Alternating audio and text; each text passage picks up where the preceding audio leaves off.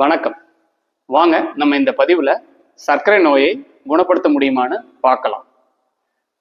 சர்க்கரை நோயை உணவு மற்றும் தீவிர உடற்பயிற்சி, உடல் எடை குறைப்பு 10% வரை செய்து மாத்திரை இன்றி ஃபாஸ்டிங், போஸ்ட்பிராண்டியல் கட்டுப்பாட்டுகளை கொண்டு வந்து 3 months ஆவரேஜான HbA1c அதையும் 6.5 அப்படிங்கிற அளவுக்குள்ள தொடர்ந்து 3 to 6 மாதம் வைத்தோம்னா அதை நம்ம ரெமிஷன் ஸ்டேட்னு சொல்லலாம். அதாவது முற்றிலும் கட்டுப்படுத்தப்பட்ட நிலை. இது எல்லாரும் அச்சீவ் பண்ண முடியலனாலும் யாரெல்லாம் அச்சீவ் பண்ணலான்னு பார்க்கலாம் வாங்க.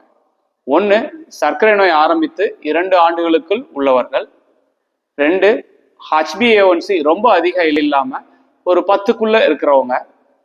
உடல் எடை அதிகமாக உள்ளவர்கள், ஏன்னா அப்பதான் இழைக்கும் பொழுது இன்சுலின் நல்லா வேலை செய்யும், ரெசிஸ்டன்ஸ் குறைஞ்சு. 4, உணவு மற்றும் உடற்பயிற்சியை பரிந்துரைக்கப்பட்டபடி தீவிரமா செய்யறவங்க, உடல் எடையை 10% வரைக்கும் குறைக்கிறவங்க. அடுத்து சி பெப்டைட் அப்படிங்கிறது இன்சுலினை குறைக்கிற டெஸ்ட், அது நார்மலா இருக்கவங்க. இவங்கெல்லாம் ரெமிஷன் அச்சீவ் பண்ண சாத்தியம் நிறைய இருக்கு.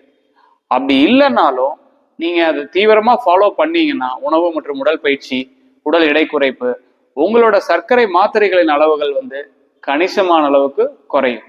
ஸோ முயற்சி எடுங்க. இது ரொம்ப ரொம்ப முக்கியம். ஃபாலோ பண்ணுங்க. தேங்க்யூ.